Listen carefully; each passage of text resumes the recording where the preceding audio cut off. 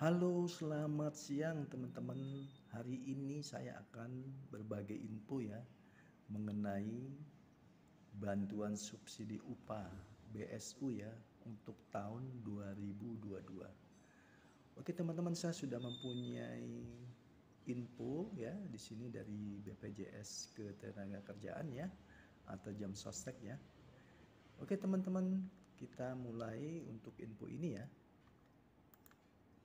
Oke, latar belakang BSU tahun 2022 adalah kondisi perekonomian Indonesia dalam masa pemulihan pasca pandemi COVID-19 terus mengalami perbaikan meskipun belum meningkat signifikan.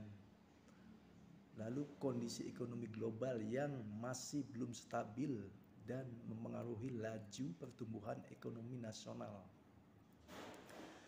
Berikutnya, dalam beberapa waktu terakhir terjadi kenaikan harga barang dan jasa ya. Ini disebabkan oleh kenaikan BBM ya, teman-teman ya.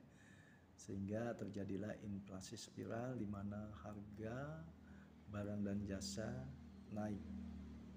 Oke, di sini BSU hadir ya, bantuan sumbangan upah ya atau gaji dalam program pemerintah ini ya, berupa bantuan subsidi upah BSU bagi peserta BPJS Ketenagakerjaan ya, dilaksanakan kembali di tahun 2022 sebagai bentuk bantalan sosial. Jadi di sini yang mendapatkan adalah pekerja yang telah menjadi peserta BPJS Ketenagakerjaannya. Lalu di sini kenapa BSU ini sebagai bantalan ya untuk mempertahankan daya beli buruh dalam memenuhi kebutuhan hidupnya sebagai akibat kenaikan harga tersebut, maka perlu dilakukan upaya ketahanan ekonomi. Nah, di sini BSU hadir ya untuk membantu ya mempertahankan daya beli pekerja ya, teman-teman ya. Oke, selanjutnya. Nah, di sini adalah perbandingan BSU tahun 2020, 2021 dan 2022. Parameternya jumlah bantuannya 600.000 kali 4 bulan ya, dibayarkan dalam 2 tahap. BSU 2020 ini anggarannya 29,85 triliun, penerimaannya sekitar 12 juta orang. Batasan gaji atau upah di bawah 5 juta. Wilayahnya seluruh Indonesia, sektornya seluruh sektor ya. Prioritasnya kosong ya. Penyaluran sistem clearing nasional, mekanisme pengumpulan nomor rekening existing atau baru, penerima seluruh tenaga kerja eligible ya. Maksudnya ini adalah tenaga kerja yang memenuhi persyaratan ya. Selanjutnya BSU hadir di tahun 2021, anggarannya mencapai 8,79 triliun ya. Penerimanya adalah 8,78 juta orang. Nah, ini jumlah bantuannya 500.000 dikali 2 bulan ya, dibayarkan sekaligus.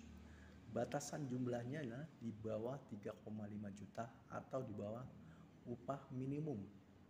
Semua ya, wilayahnya semua diberlakukan pada wilayah yang terdampak pemberlakuan PPKM level 3 dan 4. Selanjutnya berlaku untuk seluruh Indonesia per Oktober 2021. Sektornya adalah sektor industri barang konsumsi, transportasi, aneka industri, properti dan real estate, perdagangan dan jasa kecuali jasa pendidikan dan kesehatan. Prioritasnya adalah belum menerima program Kartu Prakerja, program Keluarga Harapan atau Banpres ya, atau bantuan presiden ya, produktif usaha mikro. Penyalurannya bank pemerintah sebagai bank penyalur ya, Bank BRI, Mandiri, BNI, BTN, dan BSI di wilayah Aceh. Mekanismenya adalah transfer rekening existing dan burekol. Penerimanya adalah seluruh tenaga kerja eligible ya, atau sesuai dengan persyaratan yang berlaku ya tenaga kerjanya ya. Lalu BSU hadir di tahun 2022, anggarannya mencapai 8,7 triliun. Penerimanya 16,7 juta orang. Jumlah bantuannya adalah 600.000 dibayarkan satu kali. Batasan upahnya adalah di bawah 3,5 juta per bulan atau di bawah atau sama dengan upah minimum. Wilayahnya seluruh Indonesia. Sektornya seluruh sektor. Prioritasnya adalah belum menerima program Kartu Prakerja, program Keluarga Harapan atau bantuan Presiden Produktif Usaha Mikro. Banknya Bank Himbara ya, BSI untuk wilayah Aceh dan PT Pos Indonesia. Transfer rekening ya dikecualikan bagi PNS, TNI dan Polri ini tidak mendapatkan ya.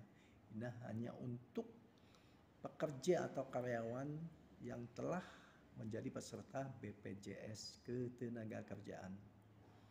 Nah, di sini adalah bedanya ya.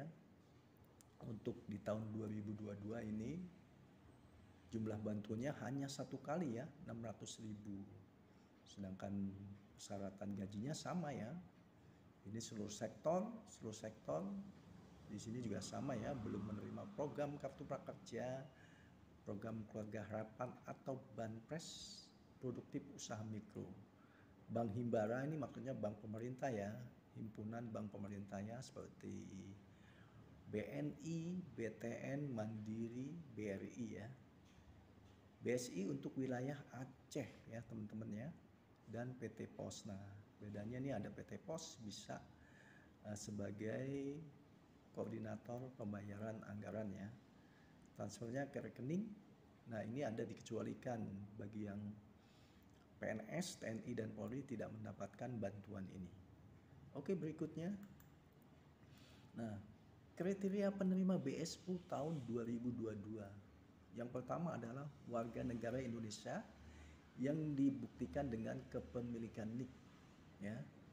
Nah ini yang tak kalah pentingnya adalah ini nomor 2 ya, peserta aktif program BPJS Ketenagakerjaan sampai dengan Juli 2022. Nah ini adalah peserta yang masih aktif ya sampai dengan Juli 2022. Berikutnya adalah yang ketiga, menerima gaji upah paling banyak sebesar Rp3.500.000 per bulan. Dalam hal pekerja atau buruh pekerja, wilayah dengan upah minimum kabupaten kota lebih besar dari 3,5 juta ya, persyaratan gaji upah menjadi paling banyak sebesar upah minimum kabupaten kota dibulatkan ke atas hingga ratusan ribu. Penuh ya, jadi syaratnya adalah bagi pekerja yang menerima pembayaran atau gajinya Rp3.500.000 per bulan. Di sini dikecualikan pegawai negeri sipil atau TNI Polri ya, penerima program Kartu Prakerja, program Keluarga Harapan, PKH atau program Bantuan Produktif Usaha Mikro. Oke berikutnya, di sini adalah mekanisme penyalurannya teman-teman ya. Di sini Menteri Tenaga Kerja ya, dengan menginfokan kepada Jamsostek ya, dia minta data untuk calon penerima ya, diinfokan kepada Jamsostek, lalu Jamsostek memberikan data tersebut kepada Menaker ya, data-data calon penerima ya. Lalu di sini Menaker melalui Dirjen PHI dan Jamsostek ya, dia akan menyeleksi data penerima ya di sini ya. Di sini data calon penerima, data perbaikan gagal dan transfer ya. Di sini dicek dan di screening kelengkapan datanya, kesesuaian format data, duplikasi data, pemandanaan data, penerima kartu prakerja ya, penerima BPUM, penerima PKH atau data PNS, TNI Polri, kesesuaian antara NIK, nomor rekening dan nomornya ya. Ini semuanya dicek ya. Sesudah data lengkap ya, dikembalikan kepada Dirjen PHI dan Jamsostek ya.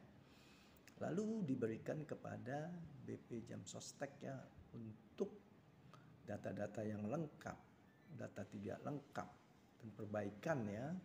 Di sini diberikan kepada Jamsostek. Lalu sesudah Jamsostek meminta kepada perusahaan untuk melengkapi data-data ya sesuai dengan input dari Menaker ya, maka perusahaan harus memberikan data-data tersebut ya kepada BP Jamsostek ya.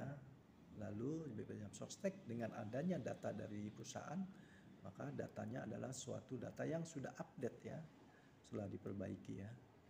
Nah, di sini sudah data lengkap.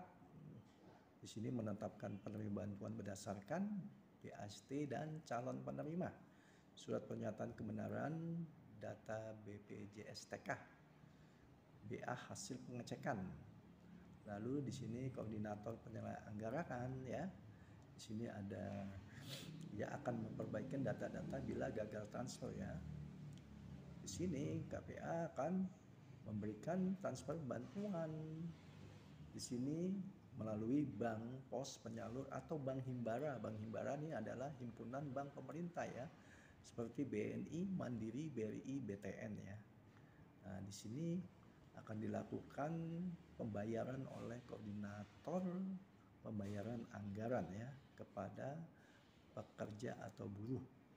Nah, bila uangnya atau dananya masuk, berarti buruh itu sudah sesuai dengan persyaratan yang dilakukan atau diajukan oleh Menaker atau oleh pemerintah ya.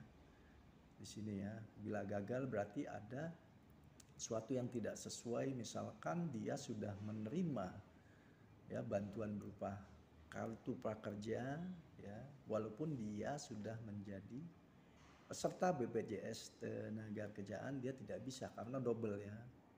Atau mungkin dia sebagai pegawai negeri sipil juga dia menjadi calon penerima BSU juga, itu juga tidak bisa ya. Oke teman-teman, selanjutnya. Nah, ini mekanisme penyaluran melalui PT Pos Indonesia. 1. BSU disalurkan ke calon penerima secara non tunai ya, melalui rekening Pospay atau Giro Pos. Setiap penerima BSU dapat melakukan aktivasi di kantor pos terdekat ya. Penerima BSU dapat mencairkan BSU di outlet antar pos Indomaret dan ATM BCA. Jadi penerima calon penerima BSU ya, dia melakukan aktivasi dulu di kantor pos ya. Sesudah mendapatkan aktivasi ya, maka dia berhak mencairkan dananya itu ya melalui outlet antar pos Indomaret dan ATM BCA ya. Berikutnya, aktivitas penyaluran BSU. Apa yang harus dilakukan pemberi kerja atau badan usaha agar penyalur BSU lebih cepat dan tepat sasaran? Yang pertama adalah tertib administrasi dan tertib iuran ya, tidak ada tunggakan. Kedua, melakukan pengkinian data dengan sebenar-benarnya. Ketiga, mendaftarkan seluruh pekerja sebagai peserta BP Jamsostek ya, atau BPJS Ketenagakerjaan guna kemungkinan penyaluran bantuan sosial ke depannya. Jadi syaratnya yang paling utama adalah tertib administrasi dan tertib iuran ya, tidak ada tunggakan. Oke, teman-teman, itu tadi dari saya info apa saja sih kriteria untuk memperoleh BSU ya, atau bantuan sumbangan upah atau gaji bagi pekerja atau karyawan yang sudah menjadi peserta BPJS Ketenagakerjaan. Baik teman-teman, itu saja info dari saya. Semoga bermanfaat.